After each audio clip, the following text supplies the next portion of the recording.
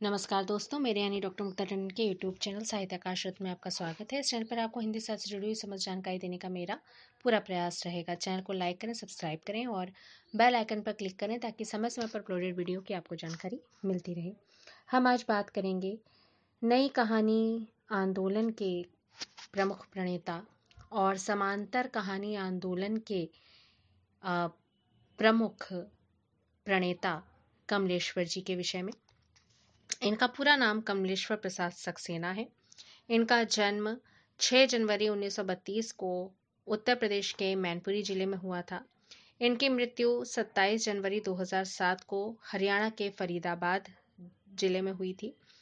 कर्म क्षेत्र की यदि बात करें तो एक उपन्यासकार हैं, लेखक हैं, आलोचक हैं, फिल्म पटकथा लेखक हैं और संपादक भी हैं।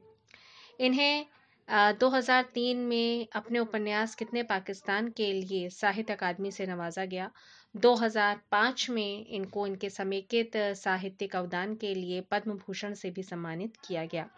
इसके अतिरिक्त सारिका पत्रिका के उन्होंने 1967 से 78 तक संपादन किया। धर्मयुग, जागरण, दैनिक भास्कर जैसे पत्रों के लिए लगातार स्तंभ लिखे। कई बार उन्होंने संपादन भी किया है और इनकी प्रमुख कृतियों में जॉर्ज पंचप की नाक, मांस का दरिया, इतने अच्छे दिन, कोहरा, कथा प्रस्थान, मेरी प्रिय कहानियां जैसे कहानी संग्रह हैं। तो वहीं एक सड़क 57 गलियां, लौटे हुए मुसाफिर, कितने पाकिस्तान, डाक बंगला, रेगिस्तान, समुद्र में खोया आदमी, तीसरा आदमी, काली आंधी, सुबह दोपहर शाम, आगामी अतीत जैसे उपन्यास भी इनके हिस्से में हैं। इनका अंतिम उपन्यास अंतिम सफर है जो अधूरा रह गया, जिसे बाद में गायत्री कमलेश्वर जी ने पूरा करवाया। आत्मपरक संस्मरण में जो मैंने जिया, यादों के चिराग, जलती हुई नदी महत्वपूर्ण है। यदि इनके कहानी कला की बात करें तो स्वयं इन्हीं के शब्दों में, आज की कहानियां कल्पना के पंखों पर नहीं उड़ती बल्कि दुनिया की व्यवहारिक और वास्तविक जिंदगी से उसका सीधा संबंध है। धरती के हर कण के प्रति लगाव, हर मोड़ के प्रति जिज्ञासु भाव, हर गड्ढे को पाट देने की सहानुभूतिपूर्ण विफलता उसमें होती है। कमलेश्वर ऐसे ही विचारों के पोषक भी रहे हैं। उनका यह भी मानना था कि जीवन दृष्टि ही वह प्रमुख बिंदु है जिसे बदलने से कहानी का पूरा परिदृश्य बदल गया।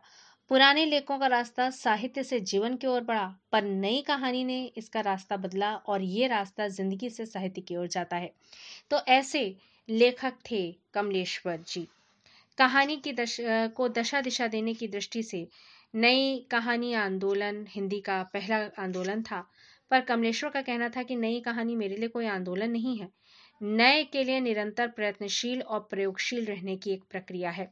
इसी दृष्टि से उन्होंने नई कहानी को सजाया, संवारा और अपनी कृतियों की समीक्षा और आलोचना करते हुए नई कहानी की आधारशिला रखी। उनमें विविधता थी, वे कहानियां भी लिखते थे, संवाद, स्क्रिप्ट भी लिखते थे, समाचार पत्रों पत्रिकाओं को भी निकालते थे। इसी कारण उन्होंने नई कहानी को एक ऐसा स्वरूप देने का प्रयास किया जो कथ्य शिल्प दोनों ही दृष्टियों से नई प्रतीत होती है। सारिका के संपादन काल में 8वें दशक की शुरुआत में समांतर कहानी आंदोलन के आरंभ से नई कहानी की प्रतिबद्धता को उन्होंने जोड़ा। आम आदमी और उसके सरोकारों पर लिखी गई उनकी कहानियों का विशेषांक सारिका में निकला, जिससे उन्होंने समांतर कहानी आंदोलन को पल्लवित किया। साथ ही साथ क्रांतिकारी लेखकों की एक पूरी फौज भी खड़ी कर दी। उनके लेखन में ओज और अन्याय के प्रति आक्रोश के स्वर उद्दीप्त होते हैं। यदि हम उनके लेखन की विशेषताओं को देखें तो उनमें निम्न विशेषताएं हमें देखने को मिलती हैं। कथानक में नवीनता, संबंधों में टकराहट, संवेदनात्मक सृजनशीलता, आर्थिक वैषम्यता, कस्बों और महानगरीय परिवेश की विसंगतियां, जीवन मूल्यों में बिखराव, दोहरा कथा शिल्प और आम आदमी का वर्णन, यथार्थपरक लेखन, रोचकता, वाद और पीढ़ी मुक्त कहानियों का समर्थन। स्पष्ट है कि कमलेश्वर का आधुनिक कहानीकारों में एक विशेष स्थान इसी कारण बन पाया क्योंकि उनकी लेखकीय विचारधाराएं शेष लेखकों से पृथक थीं। उनकी कहानियां जनजीवन से जुड़ी हुई थीं, समाज की सच्ची तस्वीरें खींचती थीं और नारी के महत्व को भी उन्होंने अपनी कहानियों में स्वीकार किया। इस आधार पर हम ये मान सकते हैं कि उन्होंने अपनी कहानियों को दो छोरों पे पकड़ा, एक तो निम्न मध्य वर्ग और दूसरा मध्यम वर्ग। इन दोनों वर्गों के आंतरिक संघर्ष, मानसिक तनाव, अंतर विरोधों को उन्होंने उभारने का प्रयास किया। इसी कारण इनकी कहानियां जनजीवन के निकट आती गईं।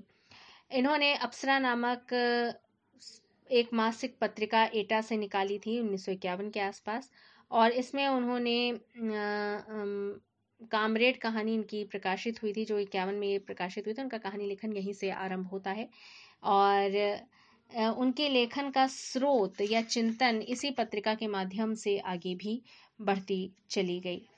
प्राचीन रूढ़ियों के प्रति विद्रोह उनकी महत्वपूर्ण विशेषता रही है। राजेंद्र यादव कहते हैं कि कमलेश्वर कोई व्यक्ति नहीं बल्कि कथाकार हैं। काल्पनिक कथ्य, वास्तविक लगने वाला कथानक, घोर यथार्थवादी परिवेश, मैं इसे उनकी कला का महत्वपूर्ण गुण मानता हूँ। नई कहानी की भूमिका में कमलेश्वर स्वयं लिखते हैं कि कहानी स्वयं एक अनुभव है, एक संपूर्ण उपस्थिति जो कि संश्लिष्ट सांस्कृतिक इकाई मनुष्य को अपने मन स्थितियों सहित तटस्थता से प्रस्तुत करती है। तो इस प्रकार आपने जाना कि कमलेश्वर का लेखन कितनी विशेषताओं से उद्बुद्ध है। नमस्कार, धन्यवाद।